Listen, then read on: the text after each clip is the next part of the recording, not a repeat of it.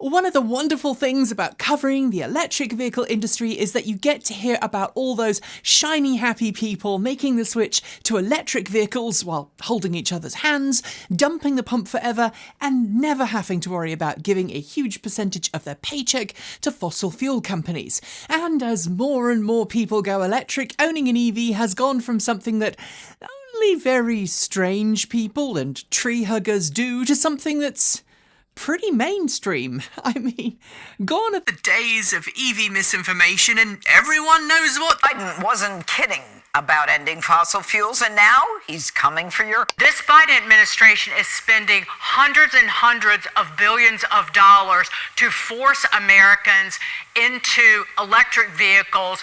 The nationwide supply is overstocked of electric vehicles. This pushing of the EVs is hurting the car companies and it's hurting the workers. Oh. Bollocks. EV FUD's on the rise again, isn't it?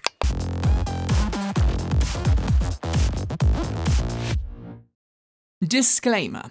Today's video is going to have a fair amount of politics in it because, as is often the case, EVs are very often used as a stick when politicians want to score points against their opposition, and as usual, some folks may not like what we have to say about it. You've been warned. In case you aren't aware, I've been covering the electric vehicle world now since about 2006. And in that time, there's been something of an ebb and flow when it comes to electric vehicle-related fear, uncertainty and doubt, or FUD. And right now, we seem to be in the midst of a heavy flow period of EV misinformation, which, just as it does for other hot-button topics, seems to be tied to several different things going on around the world. So today, I'm going to look at some of the nonsense coming our way from the misinformation masters, examine why we are seeing so much, and see what the future holds for EV misinformation. In those early days of my EV career, when I was still working part-time as a music teacher and part-time as a journalist, misinformation wasn't really directed at the general public about EVs. And folks who did ask about EVs that I encountered on a daily basis just had a lack of knowledge about EVs and clean cars in general. When someone came across an EV in a parking lot or happened upon a local EV owner meetup, the whole electric car thing was met with curiosity rather than disdain. Sure, there was always one person who thought that electric cars were weird and stupid, often because they'd just watched an episode of BBC Top Gear, but for the most part, EVs were curiosities, nothing more. That's not to say there wasn't FUD before that. In fact, before I took up EV ownership in earnest, there was plenty of FUD around in the late 90s and early noughties as automakers argued that nobody wanted to buy an electric vehicle.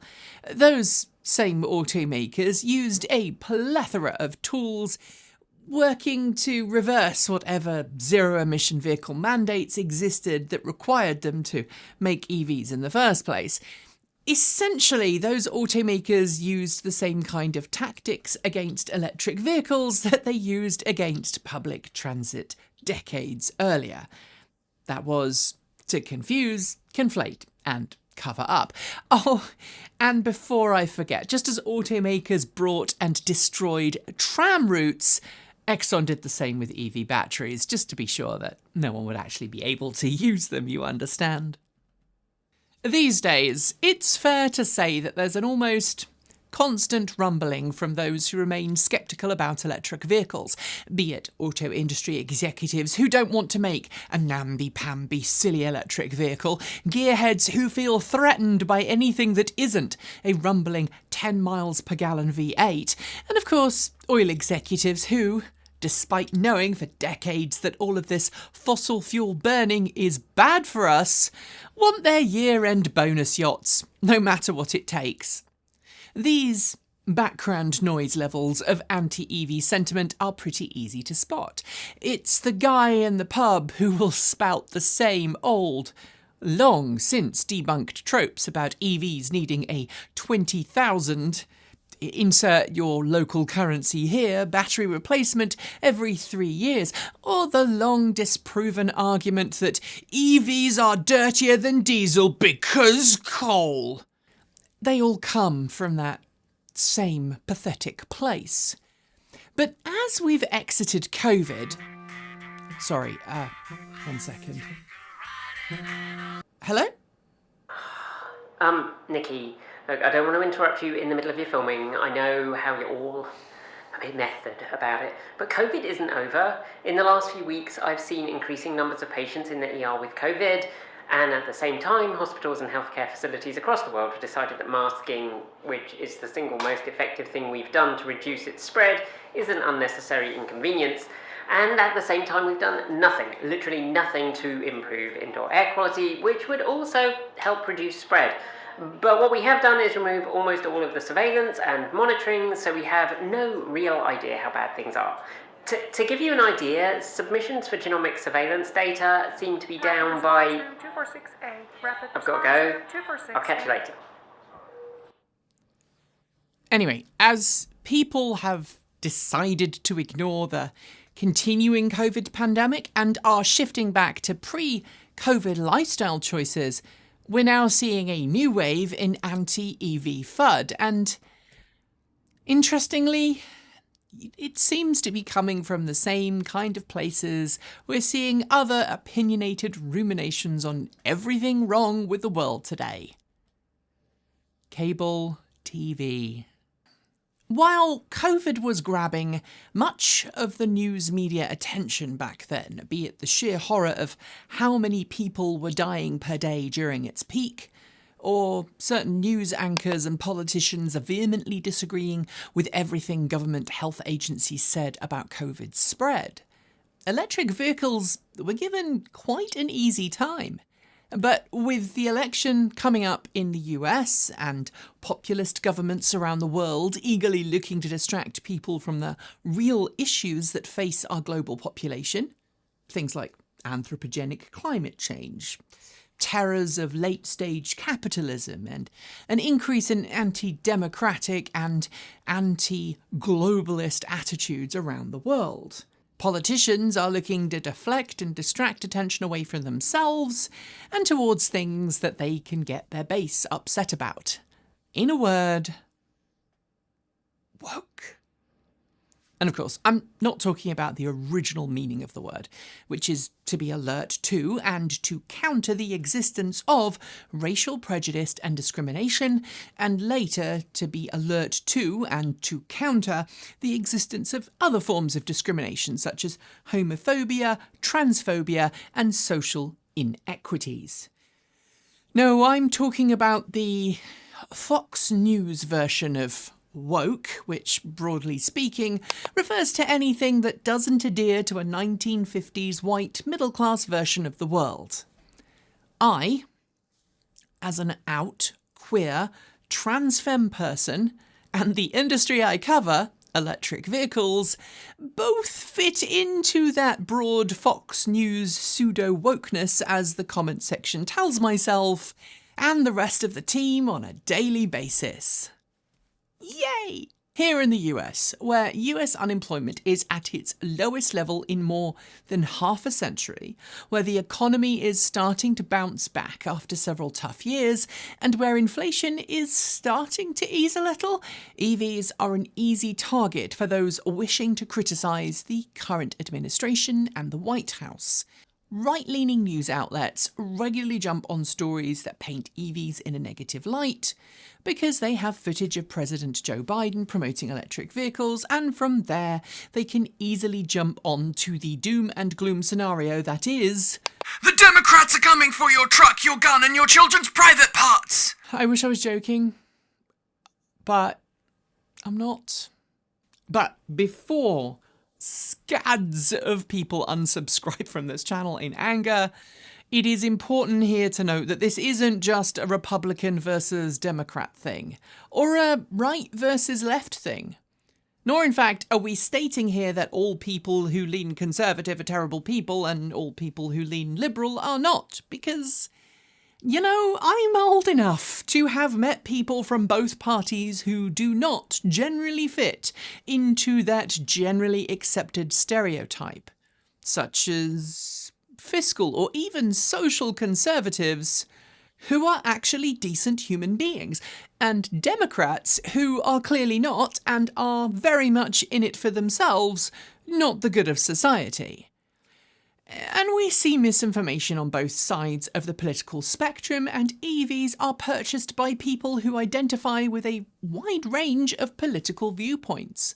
This is especially more common with Tesla purchases, which have shown a marked increase in Republican identifying and right-leaning customers as Tesla moved its headquarters to Texas and Elon Musk has become a poster child for the war on, quote, the woke mind virus, end quote.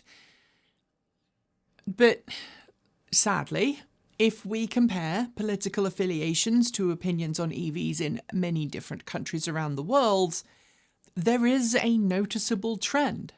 For example, in the US, in a recent Pew survey that included questions about vehicle emissions and emission mandates, support for phasing out gasoline vehicles has decreased in the last 2 years since the last presidential election. In fact, it's down from 47% overall in 2021 to 40% this year. Interestingly, too, there's a growth in the number of people opposing the reduction of emissions in both main political parties. 30% of Democrats opposed phasing out gasoline vehicles in 2021 versus 35% today. But that is eclipsed by the growth in Republican opposition to banning the sale of internal combustion engine vehicles, up from 76% of Republicans in 2021 to more than 84% this year. Similarly, if we look at the number of people who say they felt a lack of confidence in the US's ability to build out EV charging infrastructure, the pattern repeats itself. There are 34% of Democrats stating they had little confidence in a nationwide US charging infrastructure rollout, but 74% of Republicans felt the same way. And this is not a surprise. It's not a surprise that more people are doubting EV charging infrastructure. You just have to look at what's been going on with Electrify America's charging reliability and the reasons behind why major automakers are switching from CCS to NACS. But it's also no surprise that more Republicans are against and or wary of electric vehicles. Despite the rise of news outlets that are even more extreme in their viewpoints than Fox News, Fox, as per its own press release at the start of this month, was the highest watched cable news network in July, with the highest number of viewers during both the daytime and primetime slots. Nielsen viewing data. For those who don't know, Nielsen is the big TV ratings organisation in the US. Suggests that Fox News is increasing its viewership while other networks are falling. Interestingly, though, just like other cable news outlets, the appeal is falling for younger viewers, most of whom are getting their news from non-cable TV sources. Think Instagram, TikTok, and YouTube. Combine that with the report from Media Matters at the tail end of last year that categorises the blatant way in which Fox News has focused on supporting the fossil fuel industry while dismissing all alternatives. And it's no surprise that those who watch Fox News are self-selectingly more likely to be Republican or Republican-leaning.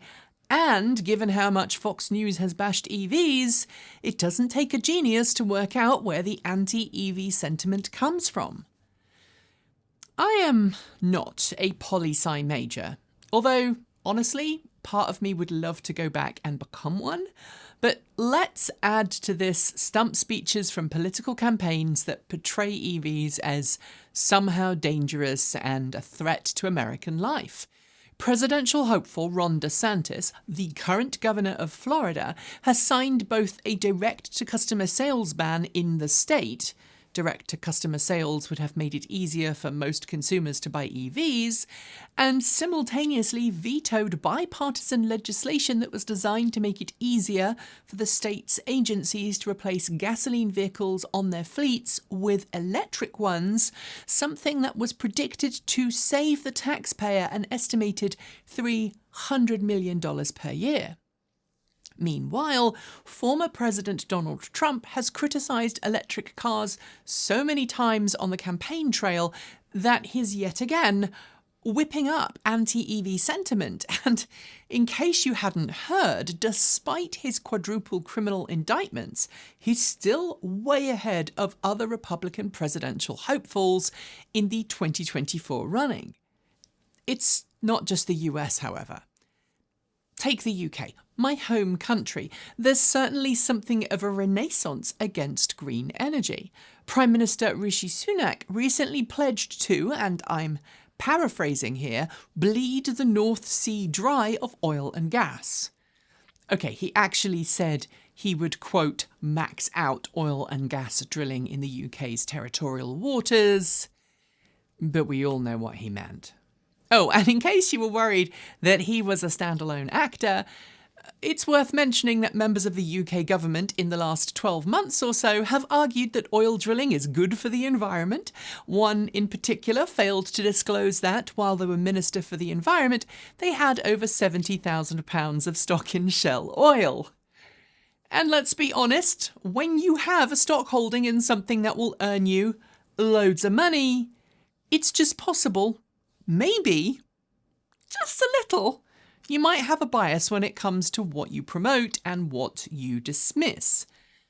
And that was borne out by that very same minister saying that electric cars can't fix global warming and is currently backing attempts by the UK government to overrule London's plans to expand its zero-emission zone that is ultimately designed to improve air quality and the lives of Londoners. While it would be ever so easy for me to pretend that the FUD is only coming from one place, though, the automotive industry is not helping. And unlike the early days of EVs, when many of us gritted our collective teeth and pushed forward when things weren't perfect because we wanted EVs to succeed, we are now well and truly out of the age of the early adopter and well into the age of mainstream buyers with lots of money jumping on board. Mainstream buyers who, I'm going to be honest, don't usually watch channels like this, aren't getting information they need to make smart purchase decisions, and are sometimes falling victim to feckless dealerships who couldn't care less, terribly made advertisements from automakers who just want you to buy their thing, even if it's not what you should be buying, and a bunch of hype from influencers who aren't being honest about EV ownership. You add in automakers killing more affordable EV models in favour of more expensive ones, and then putting up the prices, not to forget the dealers gouging prices even further. And frankly, it's no wonder that that old chestnut of EVs not being affordable for regular people pops up again and again and again. I've already covered the challenges of charging on road trips, and all it takes is one bad experience to sour someone's impression of EVs, especially if they're not someone who understands the issues at play or the capabilities of their car because their dealers didn't tell them. Automakers aren't helping their cause either, and neither are charging networks. Neither are educating customers correctly about EVs and EV charging. And when people are eager to get the tax rebates and incentives that come with EVs, it's likely some are acting a little less sensibly about buying an EV than they might be otherwise. And the media is full of stories right now of people who didn't do their due diligence. That story about the guy in Canada who purchased an F-150 Lightning and then complained about how much it cost him and how much his charging stations at home cost him and the ones he had to buy for work. He didn't do the research first, and I would wager he paid the price for it when he tried to do a road trip without doing his homework first. When someone buys a gas car and they have a bad experience, they might rail against the brand or the model, but ultimately they're going to still buy a gas car. But when someone has a bad experience about EVs, they will often swear off EVs completely and make sure their friends, their family, and their co-workers do the same thing. As for cable news channels, feel-good stories about EVs rarely make the grade. In fact, thinking about it right now, for the last dozen or so news stories I've heard about EVs breaking down, or battery pack fires, or poor charging experiences, or insert terrible thing here, I've only actually heard one positive story. It was last week, a story of a local police department who used their F-150 Lightning patrol vehicle to help out an electric wheelchair user who needed an emergency charge when their wheelchair ran out of battery power a ways from home. As I and Kate regularly say on this channel, and I do feel like a broken record here, context is king. Knowing the backstory to every news item before sharing it helps to reduce any FUD spread. And that's true of any news story from any sphere, be it one that you feel is positive or negative, or whatever the subject matter is. As EV owners and advocates, enthusiasts, and in my case, journalists, we owe it to ourselves and to the EV industry to be fair and honest about the stories we come across and share. Pretending bad stuff doesn't happen also won't help anyone. We should be sharing the good and the bad, but engaging with the news we see in a smart, curious, and empathic way will certainly help stem the spread of FUD.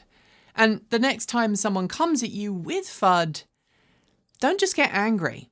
Have data to back up your counterclaim. Show them, don't tell them, why what they just told you wasn't quite right.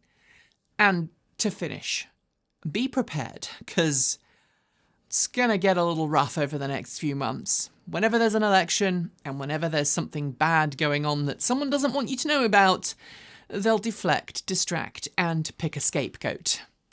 Trust me, I've been one long enough.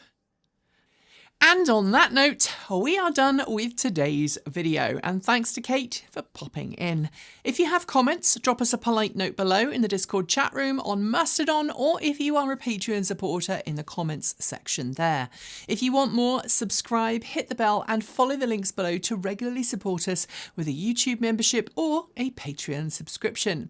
You'll also find links to our Ko-fi, Bitcoin, and Swag store, as well as that aforementioned Mastodon server. Scrolling on my right is the list of amazing Charged Up supporters, and shout-outs go out to our V2G Patreon supporters.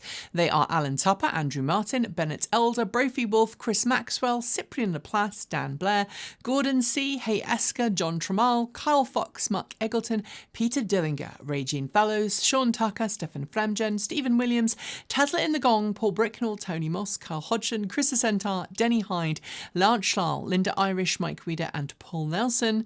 And finally, big thanks to our off-grid supporters. They are Paul Conway, Kevin Burrowbridge, Stephen O'Donoghue, Jim Burness, Robert Flannery, Aaron Hahn, Ellery Hensley, Rory Litwin, JP Fagerback, Dave Kitchen, Andrew Glenn, Anonymous Freak, Chris and Michael Johnson, Clay Witt, CPU Freak 101, Eric Knack, Joe Bresney, John Henderson, Laura Reynolds, Marcel Ward, Matthew Drobnak, Nigel S, Reggie Watts, Will Graylian, and of course, Ian. Don't forget that we make videos every Monday, Wednesday, Friday, and Saturday on this channel. Plus, on a Sunday, you'll find us on Transport Evolved Take 2. And with that, I hope you enjoy the rest of your day. I see you soon, and as always, keep evolving.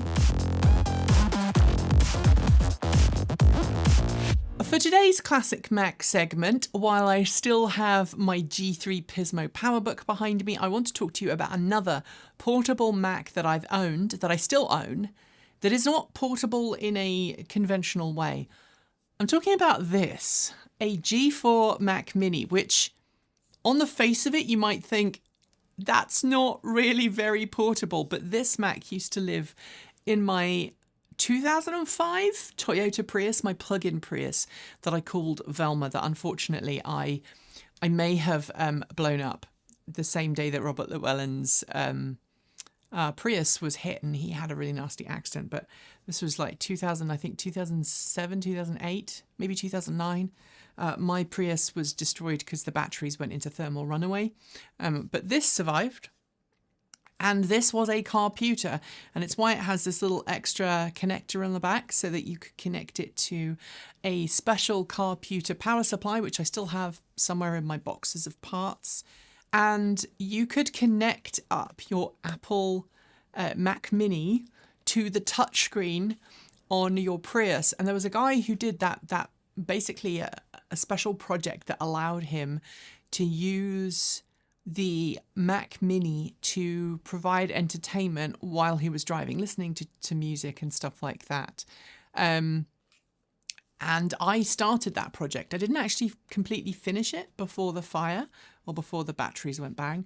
But I did, for a couple of weeks, have this in my car, and it was kind of jury-rigged in there, and it would allow me to play music on the screen of my Prius, along with obviously having the special battery management system that I could keep an eye on the batteries. The reason the batteries died, by the way, was because I didn't have thermal management. I just had battery management. Anyway, this still works. It is currently running a version of Debian, I believe, because Linux and various flavors of free operating systems keep these machines running for years. I mean, this is fast approaching 20 years old, if it's not already 20 years old. So yeah, kind of bonkers. 2005. So this is 18 years old. Wow.